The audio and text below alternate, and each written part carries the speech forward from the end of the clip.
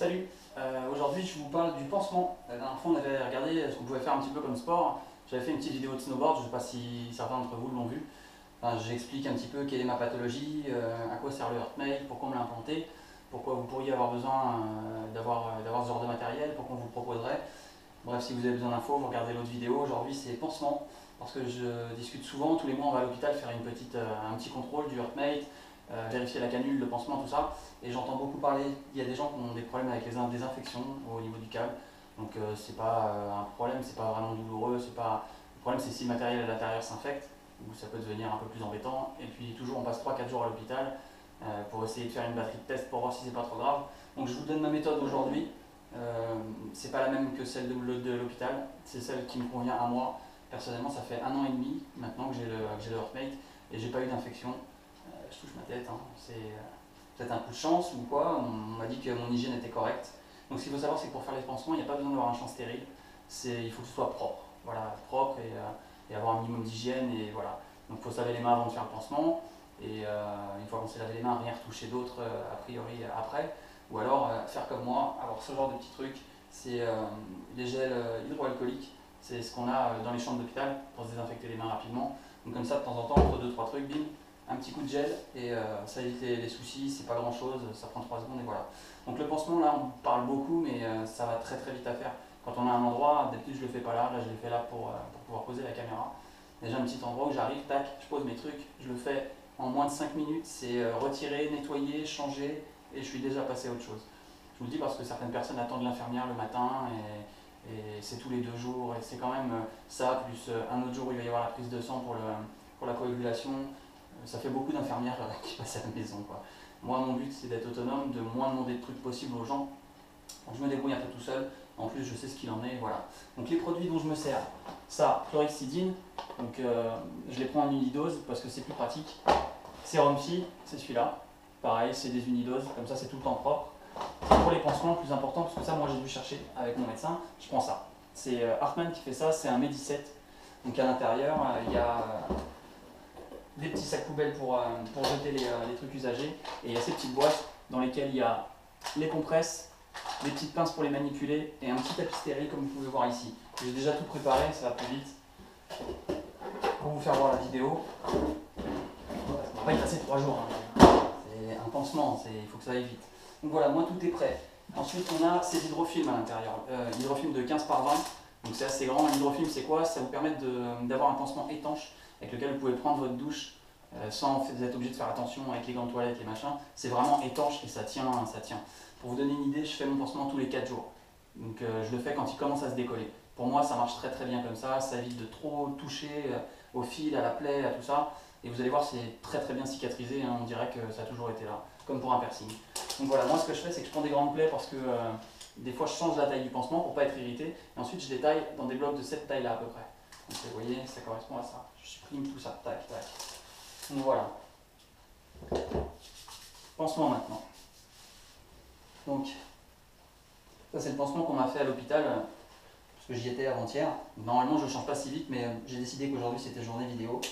Donc moi ce que je fais c'est que juste je détends le HeartMate comme ça, je n'enlève pas, il est tout le temps sur moi. De toute façon, avec tout ce que je mange, il y a la place, ça tient sur les hanches, il n'y a pas de souci. Tac. Donc ça c'est l'ancien pansement. Je vais arrêter de parler, en fait je vais vous faire voir. Et voilà, ça parle de la vidéo va vous expliquer juste en regardant, j'ai parlé des produits, tout, la méthode, après c'est pour tout le monde la même. Donc voilà.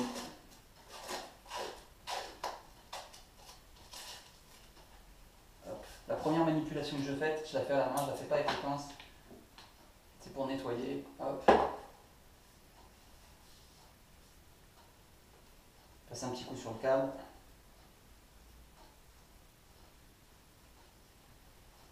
Voilà.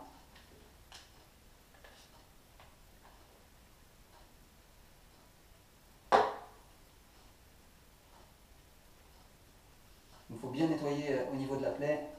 Et vous voyez, c'est cicatrisé. Hein. Y a pas, je sais que ça va dégoûter certaines personnes de voir ça, mais bah, pour ceux qui ont un HeartMate, bah, ils diront que on s'y fait, hein, c'est pas très grave, hein, ça va. C'est bien fait d'être humain quand même, on s'adapte assez vite, les contraintes, on passe à travers parce qu'on a autre chose à faire, quoi. Voilà. Ensuite, la première compresse, je l'applique sur elle-même. Tac. et je l'imbibe en fait. Tac. Ça, c'est le sérum Phi. C'est en quelque sorte le deuxième désinfectant, celui qui est un peu plus fort, avec lequel il ne faut pas toucher le câble. Donc on peut passer bien sur les côtés de la plaine, il ne faut surtout pas toucher le câble avec. Voilà. Je pense que c'est un principe de précaution, que c'est pas réellement dangereux pour le câble, mais il vaut mieux essayer de respecter, quoi. Voilà. Ensuite, ça c'est la compresse que je vais mettre sous mon pansement. Donc moi, ce que je fais, c'est que je garde un petit peu de chlorhexidine, je l'imbibe, tac, je le cale en dessous. Ça évite, si j'ai laissé des petites bactéries, des petits trucs, que ça passe pas sous le pansement. Voilà. Ensuite, je prends une décompresse carrée, c'est des 10 par 10 je crois. Tac. Et je me découpe un petit carré.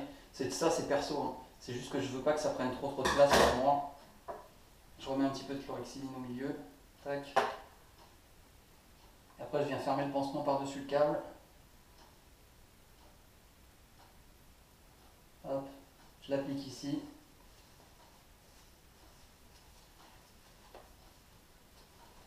Alors moi je le mets un petit peu en biais parce que ça me fait gagner 1 cm. Parce que de temps en temps je vais faire de la moto, donc je mets tout l'appareillage dans le sac à dos. Le problème c'est que c'est un tout petit peu court le fil blanc, donc voilà, là ça me fait gagner 2 cm. Voilà. Tac. Et ça c'est l'hydrofilm. C'est très très simple à utiliser. Hop, on place bien au milieu. Ça se plaque tout seul. Il y a des numéros pour les étiquettes à enlever, on ne peut pas vraiment se tromper. Il y en a 4 en tout. Hop. Et là, pour ceux qui sont à l'hôpital, qui regardent la vidéo, vous voyez que la différence avec celui de l'infirmière, ils utilisent des matières qui ne sont pas étanches et ça s'en va, ça se décolle, on a l'impression que c'est pas propre, que c'est mal fait. Là, c'est juste au top, quoi. Et là, il n'y a pas de problème. Donc voilà. Vous avez vu, ça n'a pas pris beaucoup de temps, pourtant je parle beaucoup. Donc vous voyez que le pansement, ce ne sera pas un souci dans l'avenir quand vous serez implanté, que vous serez chez vous, que tout ira bien et vous n'aurez pas besoin d'avoir un gros stress à cause du pansement. Le pansement c'est 3 secondes, c'est vraiment, c'est rien quoi. Aller se brosser les dents, faire son pansement, voilà c'est tout. Donc j'espère que cette petite vidéo elle vous a aidé. Pour ceux qui sont un petit peu dans l'inquiétude, qui ne savent pas trop comment ça va se passer, je sais que dans le milieu médical, les médecins ils n'ont pas tout le temps de nous donner toutes les infos, ils parlent de médecine, ils ne parlent pas forcément de la vie quotidienne, et même quand ils en parlent, en vérité, ils ne sont pas à votre place. Donc moi je sais que c'est pas super évident à gérer, qu'on a besoin de poser plein de questions, et peut-être même 10 fois les mêmes, à 10 personnes différentes pour avoir des avis divergents, pour pouvoir se faire son opinion, parce qu'on est en stress quoi. On vient de subir une opération assez lourde, on se demande comment ça va se passer après, on se rappelle de sa vie d'avant. Tout ça c'est pas important parce que c'est juste en attendant une greffe en vérité. Donc ça va vous permettre de ne pas être cloué au lit comme à l'époque, où les gens étaient obligés de rester à l'hôpital en super urgence, tout le monde ne survivait pas en plus. Là avec le Heartmate vous avez une qualité de vie qui est quand même plus que respectable. Donc bien sûr c'est pas tous les jours la fête, il y a des jours où on est un peu fatigué, les traitements aussi, et puis le moral. Mais justement quoi, faut pas s'en faire pour un pansement, le pansement c'est rien du tout. Si vous le faites comme ça, perso pour moi il n'y a aucun problème. Et je connais très peu de gens qui n'ont pas eu de soucis avec les infections. Donc faites-le comme vous le sentez, si c'est 3 jours, c'est 3 jours, s'il faut le changer tous les jours, c'est tous les jours. Moi je vous ai donné juste les outils en fait, ce que moi j'ai un petit peu mis du temps à trouver, c'est-à-dire le kit de pansement et les solutions pour nettoyer. Et j'espère que ça va vous aider un petit peu. Et si vous avez une question, vous n'hésitez pas, vous m'envoyez un petit mail, je vous réponds de suite. En vérité, j'ai que ça à faire.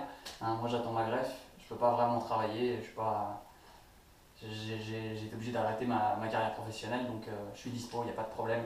Et en plus ça fait plaisir si je peux, ne serait-ce que expliquer 2-3 choses aux gens par lesquelles moi je suis déjà passé, ça vous évitera de vous tracasser pendant des heures. Voilà, et si vous voulez des bonnes infos, il y a une nouvelle association qui vient d'être créée par un greffé, qui a la même cardiopathie que moi, ça s'appelle Parcours Vie, vous avez sa page sur Facebook, ça s'écrit par, P-A-R-S, cours, C-O-U-R-S, et Vie, V-I. C'est une association qui prône le don d'organes, qui est à titre informatif, qui est là pour parler aux gens de ce genre de soucis et surtout pour que les gens se prononcent pour ou contre, c'est pas le problème, il n'est pas là pour juger en fait, il s'appelle Fabrice, il a mon âge, il vient de faire les Jeux mondiaux des transplantés à l'Urban, c'est un mec comme ça, si vous avez un truc à lui demander, si vous avez du soutien à aller chercher ou des infos, allez sur son blog, posez-lui une question et il sera là pour vous répondre. Voilà, sur ce moi je vous dis à bientôt, je vous fais peut-être un petit raccord sur cette vidéo avec la sacoche pour la douche, avec les holsters et peut-être avec la sacoche pour aller manger au resto ou quoi, soi-disant que ils disent. Moi je m'en sers pas trop mais je vous fais voir aussi dès que possible. Voilà, à bientôt.